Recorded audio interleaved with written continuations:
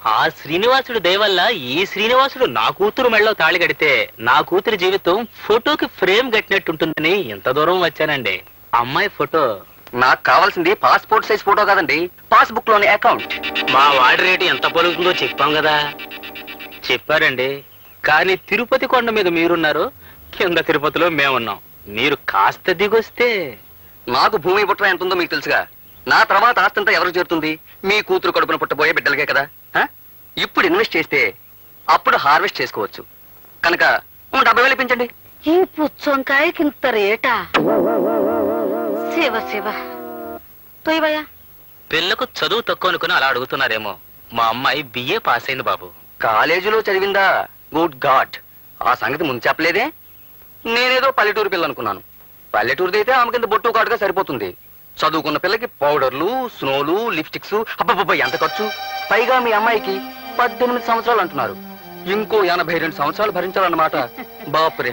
పోనీ ఓ పని చేయరా అబ్బి, 82 సంవత్సరాలు దాన్ని చేసుకో. 18 ఏళ్ళు పోషిస్తే సరిపోతుంది, ఖర్చు ఉండదు. బామ్మగారు, మీ పని మీరు చూసుకోండి. ఇందాకడి నుంచి చూస్తున్నాను.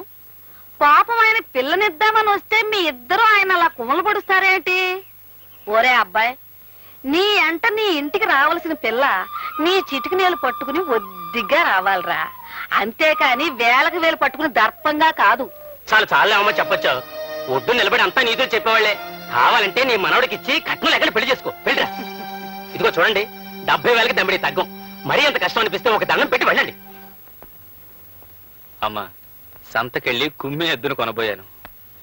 నాకు ఒక్కగానొక్క కూతురు, చదువుకుంది, అందగత్తె కూడాను. ఇప్పుడు అక్కడ జరిగిన మాటల్లో మీకు మనవాళ్ళు ఉన్నారని తెలిసి. అయ్యో బాబు, పెళ్లి కావాల్సిన నా పెద్ద మనవడు ఏం చదువుకోలేదు మరి. ఇప్పుడే కదా బామ్మగారు చదువుకున్న వాడిని చూశారు. నా బిడ్డ భవిష్యత్తు బాగుపడాలంటే చదువు ముఖ్యం కాదు, సంస్కారం అని అర్థమైంది నాకు. మీ ఇంట్లో అడుగు పెడితే నా బిడ్డ సుఖపడుతుందన్న నమ్మకం నాకు ఏర్పడిందమ్మా. సంతోషం. నా మనవడికి కూడా ఒక మాట చెప్పాలిగా. వాడిప్పుడు పని మీద పట్నం వెళ్ళాడు.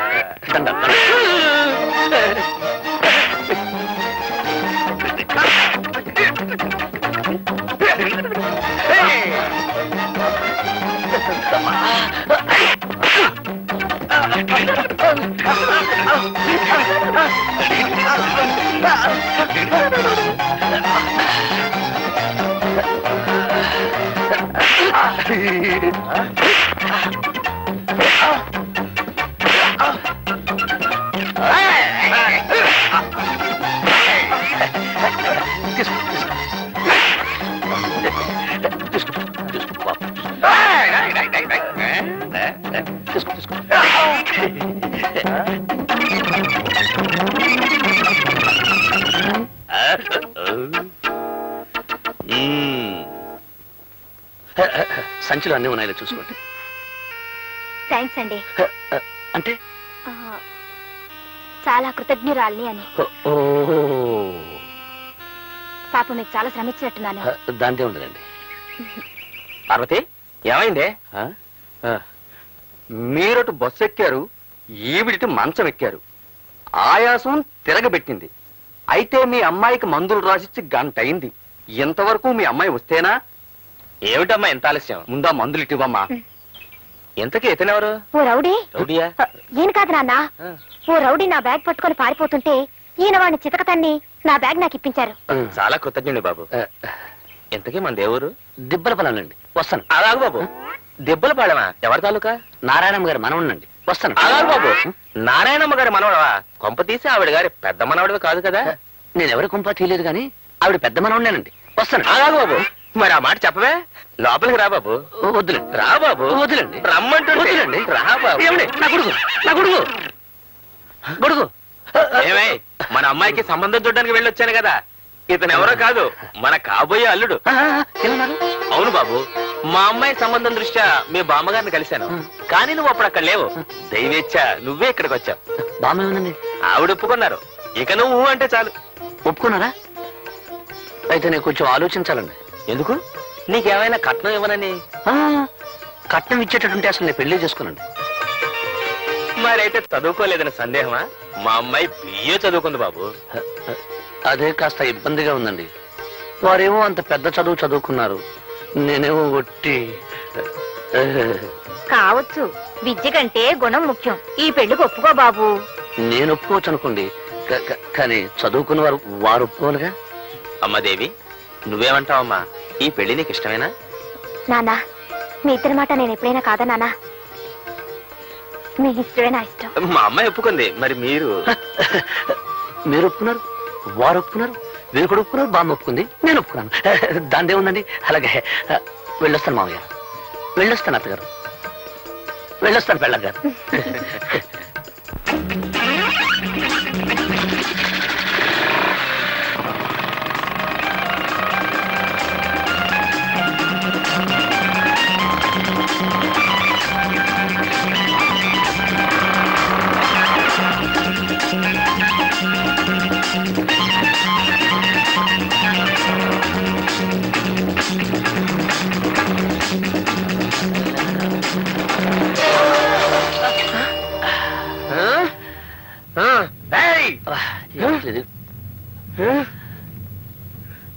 వదులు.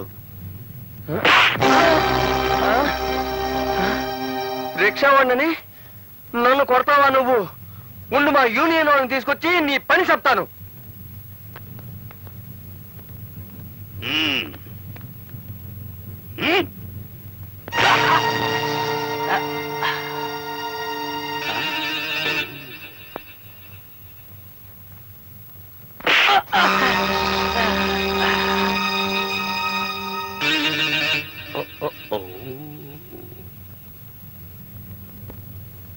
ఇదొక్క పట్టుకో, వాడి సంగతి నేను చెప్తాను.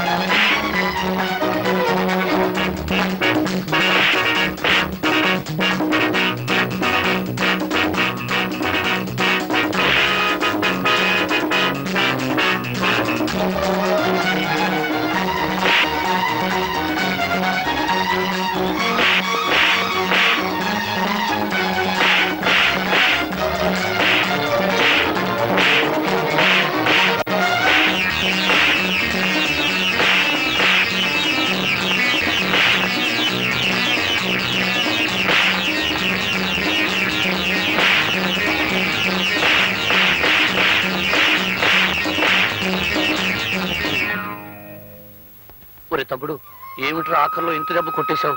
నిజంగా తగిలిందానే? ఐఎమ్ సారీ రా. నువ్వు మాత్రం ఇక్కడ నిజంగా కొట్టలేదేటి? పర్లేదులే. ఒరే తమ్ముడు, మనం ఈ మాత్రం కొట్టేసుకోలేదనుకో, ఆ రిక్షావాడు యూనియన్ మనుషులను తెస్తానంటున్నాడు. పట్నంలో యూనియన్ మనుషులంటే ఒరే ఒరే ఒరే పక్కలిరగదన్నే ముఠా అని మన ఊళ్ళో చెప్పారా. నువ్వెక్కడ ఇబ్బందుల్లో పడిపోతావోనని. సరే వెళ్ళదా పద. అవతలకి పోయిన వాళ్ళు యువతలకి రాలేదు, ఏమయ్యారు ఇద్దరు? అడ్డూరా.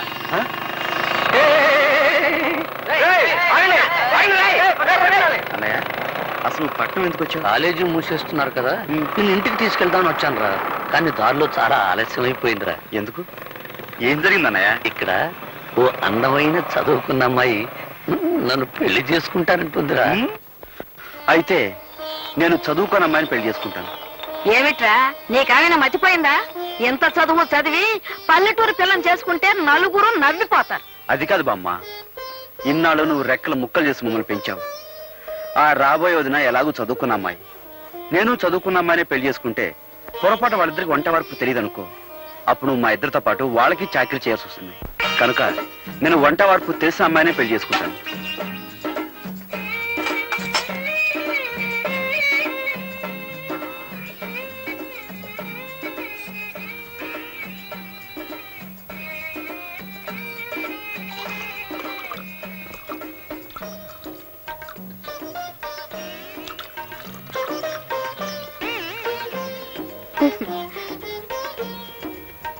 నీ వంట వరపు ఏడ్స్ మొహం గడుకున్నట్టే ఉంది.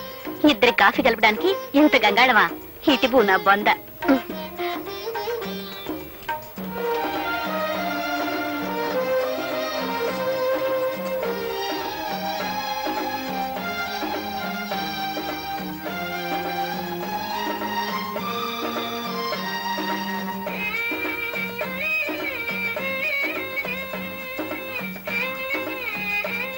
మా కట్న కానుకలు అక్కర్లేదు, అబ్బాయి పెళ్లి మాత్రం బాగా జరిపించాలి. ఓ ఘనంగా తప్పకుండా జరిపిస్తాం. చూడండి, పెళ్లి కూతురు వచ్చేలాగా అబ్బాయిని ఏమైనా అడగదలుచుకుంటే అడగండి. ఏం చదువుకున్నా బాబు? అగ్రికల్చర్ బిఎస్సీ అండి. కొంత ఎంత బాగుందో విన్నవేరే సావిత్రి. మీ ఎత్తెంత బాబు? 5 అడుగులు 11.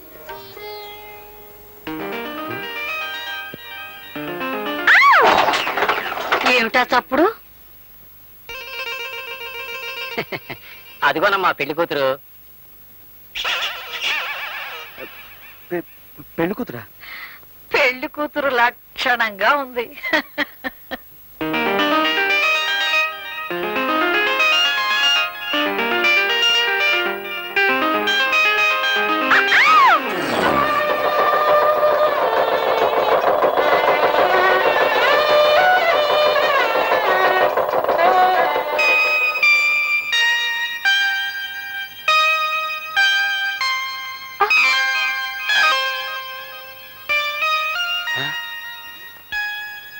నువ్వు అప్పుడే వచ్చేసావా?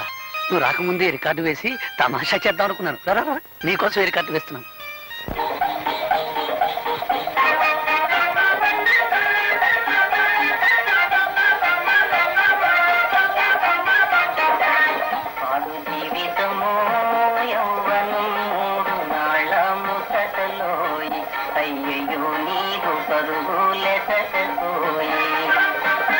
ఇప్పుడు పాట ఈ పాట నీకు నచ్చలేదా? మా బామ్మకు చాలా ఇష్టం. మా బామ్మ కోపం వచ్చినప్పుడల్లా ఈ పాటే వేస్తుంటాం. అయితే ఇప్పుడు మనం ప్రేమించుకుంటున్నాం కదా, ఆ ప్రేమ బామ్మకు తెలియకుండా ఉండాలని. Very smart. ఏమిటి? మీరు చాలా గట్టివారని అర్థం. ఓహో అదా, నన్ను తిడుతున్నావేమనుకున్నాను. చూడు దేవి, నాకు తెలిసిన భాషలో నన్ను తిట్టినా పర్వాలేదు, కానీ నాకు తెలియని భాషలో నన్ను పొగిడితే ఒళ్ళు మండిపోతుంది.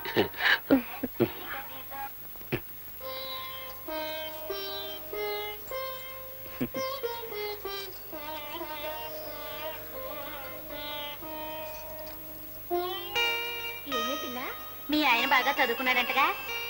అవును, నువ్వెంత అదృష్టవంతురాలువే. మీ ఆయనకు ఉద్యోగం వస్తుంది, నువ్వు పట్నం వెళ్తావు. నీదంతా రాజభోగమే తల్లి. ఏమండి, ఏమిటి? మనం పట్నం ఎప్పుడు వెళ్ళిపోతున్నాం? పట్నమా? అక్కడ మనకేం పని? మా ఊళ్ళో వాళ్ళంతా నువ్వు చదువుకున్న వాడిని పెళ్లి చేసుకుంటున్నావు, నేను చక్కగా పట్నంలో కాపురం పెట్టేయచ్చు అన్నారు. అందుకని. ఓహో అలాగా. కానీ నేను చదివింది అగ్రికల్చర్ బిఎస్సీ. అంటే ఆ చదువు ఇక్కడ వ్యవసాయం చేయడానికే పనికొస్తుంది. ఏమండి, బిఎస్సీ అంటే ఎన్నో క్లాస్ అది? ఎన్నో క్లాస్ అంటే 15వ క్లాస్. అయితే ఇంకేమిటండి, 3వ క్లాస్ చదివిన మా శకుంతలే పట్నంలో పెద్ద ఆఫీసర్ ఉద్యోగం చేస్తుంది. మీరు 15 క్లాసులు చదివారు కదా, మీకు ఇంకా పెద్ద ఉద్యోగం వస్తుంది. నీ లెక్క ప్రకారం 3వ క్లాస్ చదివిన దానికి పెద్ద ఆఫీస్ ఉద్యోగం వస్తే నేను పెద్ద చదువు చదివాను కదా, అందుకని రోడ్డు మీద పురుకులు బజ్జలు వేసుకుని బతకాలన్నమాట. నేననేది చూడలే, నేను ఒక విషయం చెప్పనా? నాకు వ్యవసాయం చేయడం అంటే ఇష్టం, అది నా వృత్తి. పైగా ఇక మాకు బోర్డు భూములు ఉన్నాయి. ఓహో అలాగా.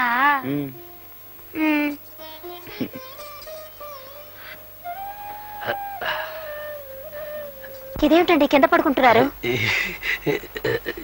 ఏలే శ్రీదేవి, నేను నిద్రలో దొర్లుతాను. ఒకసారి ఏం జరిగిందంటే, నేను మన ఇంట్లో పడుకుని మున్సిపు గారి వరండాలో తేలాను. అందుకని నువ్వు పడుకో.